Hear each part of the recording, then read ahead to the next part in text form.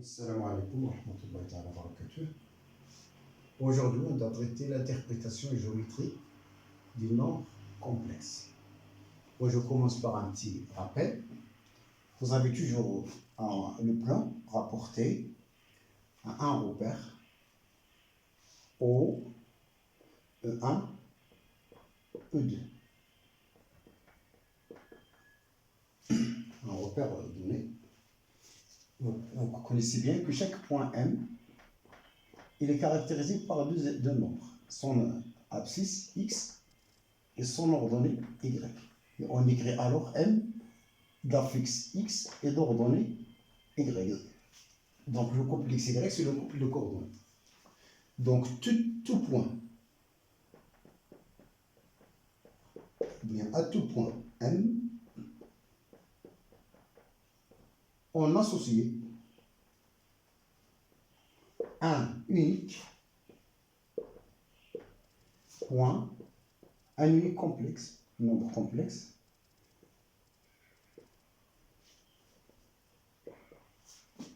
Z égale X plus Y. Donc, appelé affixe de M.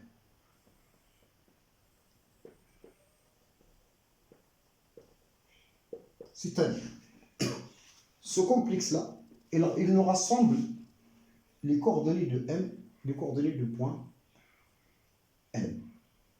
L'avantage ici, au début, lorsque je parle des coordonnées, il est déterminé par deux paramètres X, Y. Lorsque je parle d'affixe, je n'ai qu'à parler que M d'affixe Z, c'est-à-dire le complexe Z, il me rassemble les coordonnées du point M. Et donc, au lieu de parler par deux inconnus, deux variables, parfois je vais parler d'une seule variable jusqu'à la fin et je caractérise la situation. Donc, c'est ce qu'il faut connaître.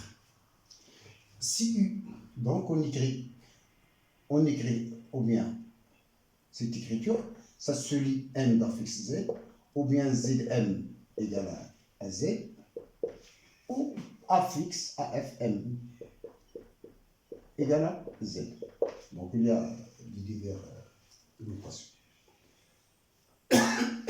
Si un vecteur U a pour coordonnée alpha bêta, un vecteur donné, alors le complexe ZU est égal à alpha plus I bêta, ça s'appelle affixe de U. Donc il y a des règles importantes.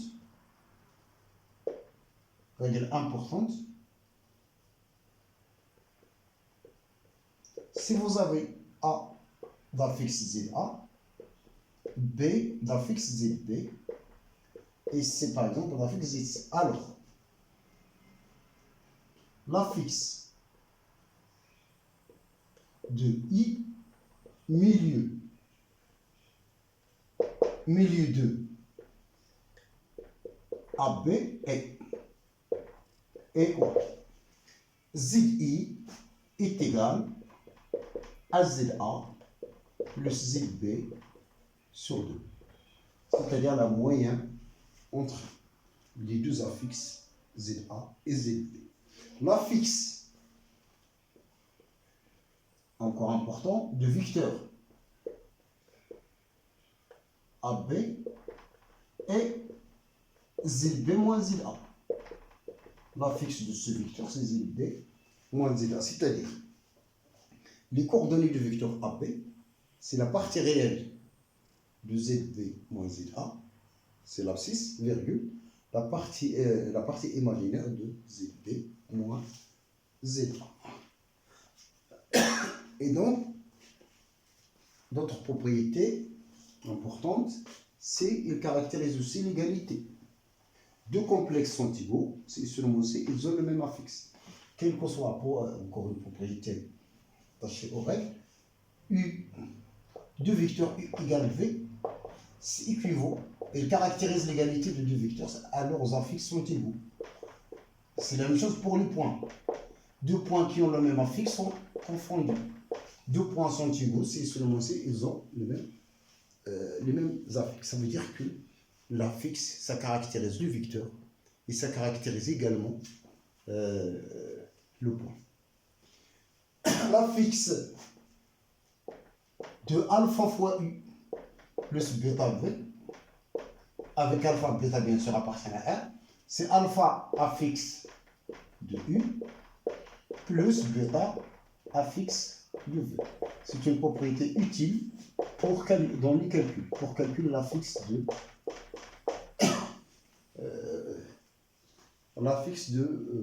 d'une combinaison du vecteur. Donc, je passe à un exercice.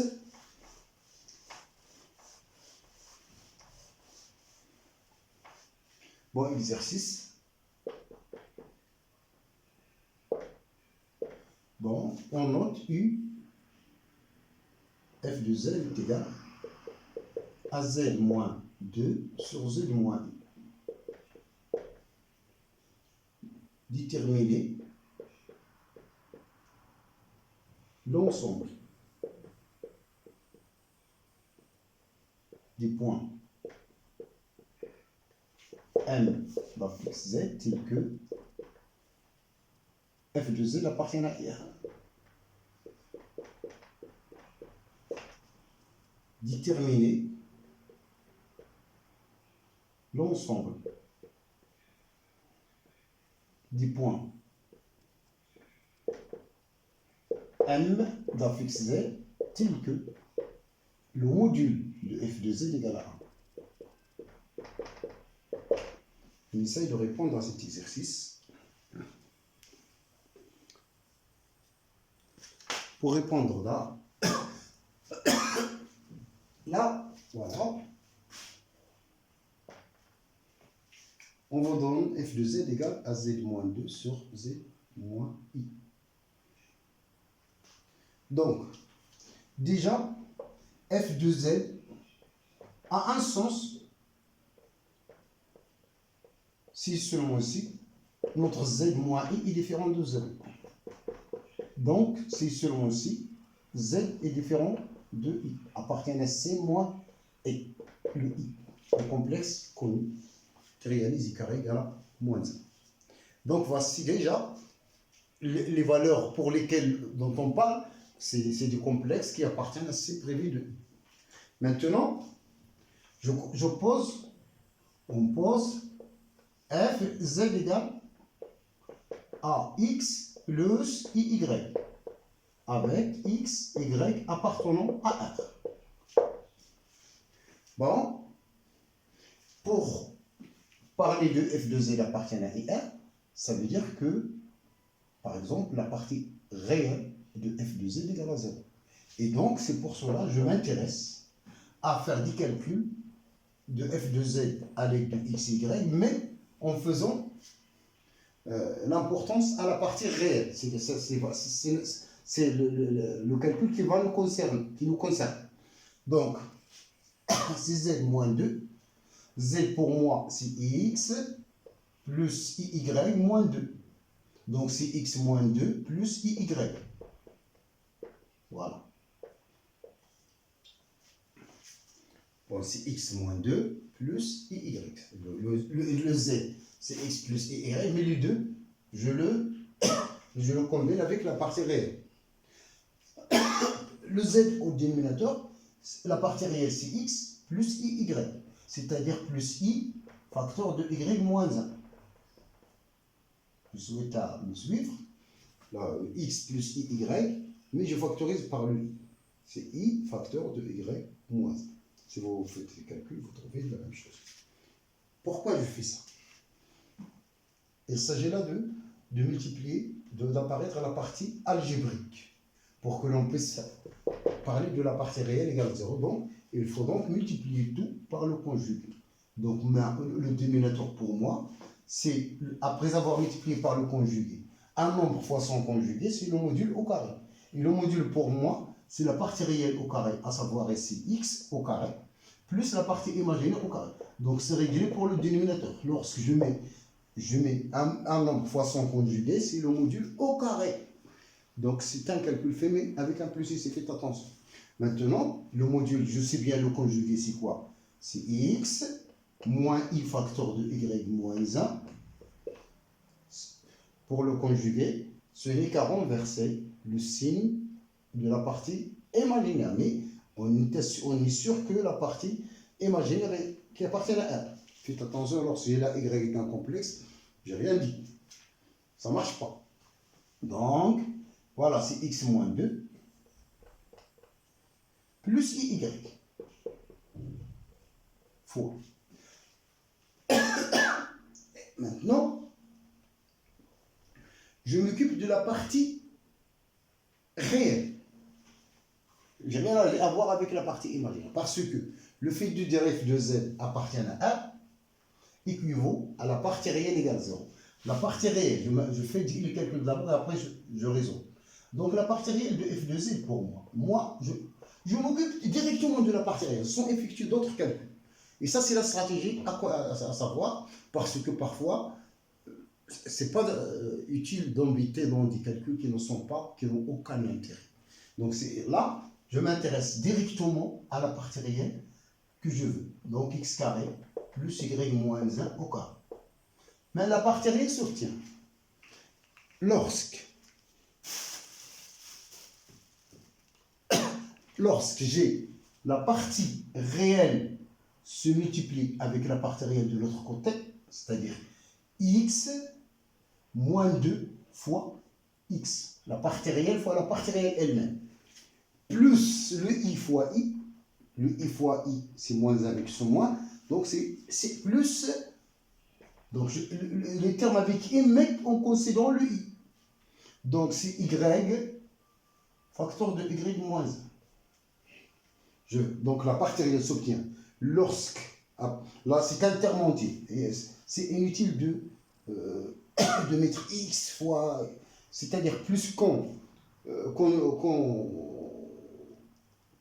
détaille beaucoup les calculs, puisque le risque de tomber dans l'erreur est plus important. Donc, avant de commencer un calcul, il faut penser à réduire quand même. Et donc, voilà, c'est x moins 2 fois x.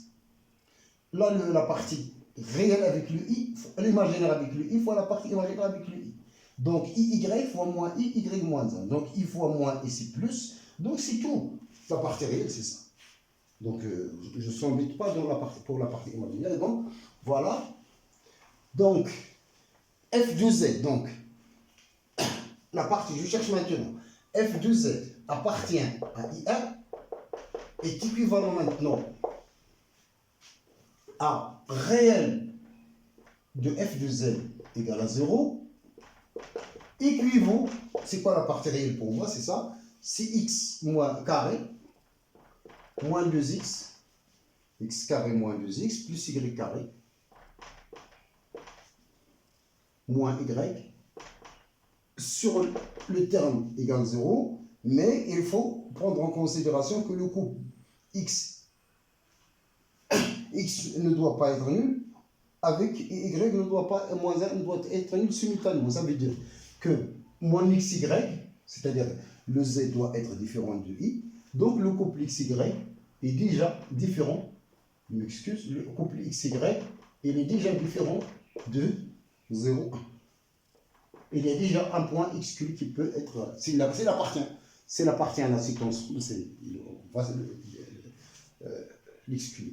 Donc, ça c'est apparaître des identités remarquables, c'est tout. Pour avoir une équation d'un cercle, là c'est le début d'une identité remarquable qui est x moins 1 au carré. Là c'est y carré moins 1 demi fois 2y, donc ça veut dire y moins 1 demi au carré. Donc là, il y a le 1 qui va s'ajouter pour compléter cette identité. Je l'ajoute de gauche. Voilà. Plutôt, je l'ajoute de mon de droite. Voilà, j'ajoute le 1 et l'autre, y carré, moins 2 fois 1 demi y. Donc j'ai besoin du carré de 1 demi, c'est-à-dire un quart. Donc, bref, donc c'est x moins 1 au carré, plus y moins 1 demi au carré, égale Donc, c'est racine de 5 sur 2, le tout au carré. Donc, l'ensemble demandé, c'est le cercle de centre. Mais, il faut savoir est-ce que le risque de, par exemple, 0. Lorsque je remplace par 0, j'obtiens 1 plus 1 quart. Donc, ça veut dire que le point appartient effectivement. Donc, il faut exclure et. Donc, il faut à chaque fois et x, y est différent de 0, 1. Donc, l'ensemble en question, l'ensemble du point demandé,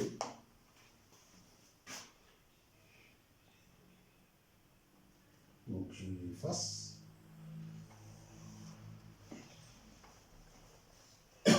L'ensemble,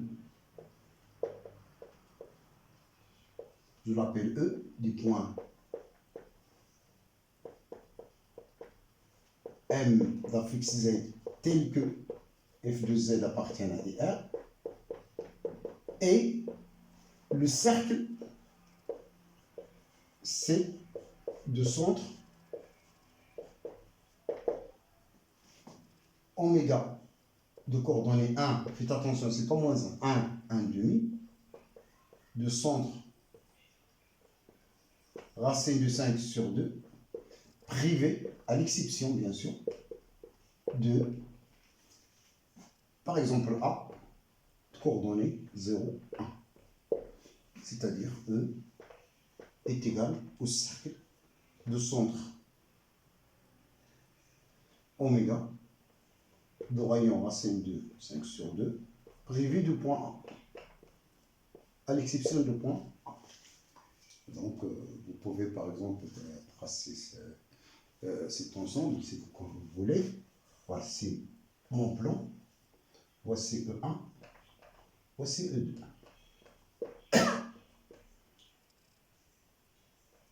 E2. Je considère le point qui est le centre 1, 1 demi. Voici 1, voici 1 demi. Donc, voici déjà le centre. Voici le point oméga. Je ne cherche pas, bien sûr, le rayon, puisque je sais que le point A appartient au cercle qui va s'exclure. Donc, le point A de coordonnée 0, 1, c'est ce point.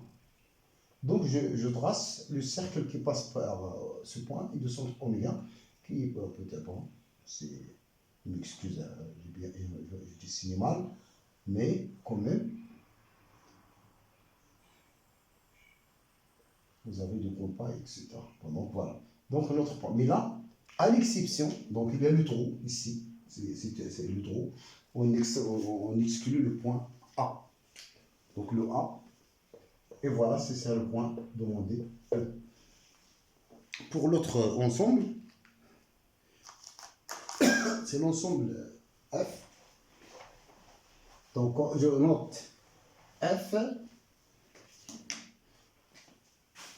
est égal à l'ensemble de M d'affixe Z, tel que module de F de Z égale à A. Je note cette. Donc, soit Z appartient à C, toujours privé de I, M d'affixe Z appartient à F, est équivalent. Alors, quoi? Module de Z-2 sur Z-I est égal à 1. Le module d'un quotient, c'est le quotient du module. Donc, c'est le module de Z-2 sur Z-I égale à 1. Donc, ce qui est équivalent à un module de Z-2 est égal à module de Z-1. Et donc, on peut interpréter géométriquement ça, d'après les cours. La distance entre deux points EF, la A, B par exemple, toujours la distance entre deux points A et B, c'est le module des différences des affixes. C'est le module de AB, ZB moins ZA. La distance entre deux points A et B, c'est le module de ZB moins ZA. C'est aussi le module de ZA moins ZB. Mais ça, pour la distance. Pour l'affixe, non. Pour l'affixe de vecteur AB, il faut respecter. L'affixe du vecteur AB, à ne pas mélanger, s'il vous plaît. Donc, c'est ZB moins ZA. Mais pour le module, c'est pas grave que je mets ZB moins ZA module. égale au module C de ZA moins ZB. Et là, je considère alors soit A d'affixe 2, B, je mets déjà le B, d'affixe 2, et A d'affixe ZA égale. Donc M d'affixe Z appartient à F, ça revient que la distance AM égale à BM. Donc, ça veut dire que M appartient à la médiatrice de AB. Une remarque importante, c'est que le point qu'on va exclure, ici, A, c'est un point,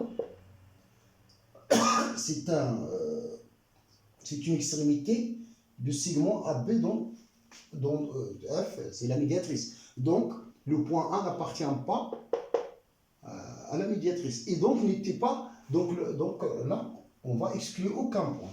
Donc, c'est juste la médiatrice dans AB.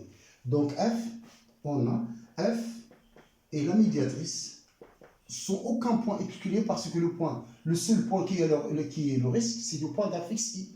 Mais le point d'affixe I n'appartient d'ailleurs pas à la médiatrice. Donc, F est la médiatrice de AB.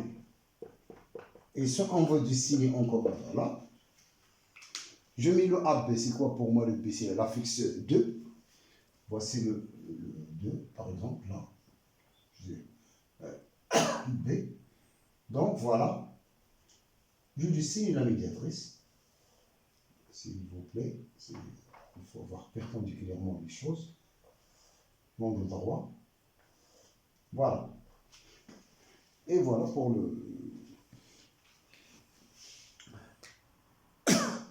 Donc voilà pour la réponse à l'exercice. Bon, j'arrête à ce niveau, je vous remercie. Donc à la prochaine vidéo, Inch'Allah. Donc on va toujours rester dans les complexes. Donc à bientôt.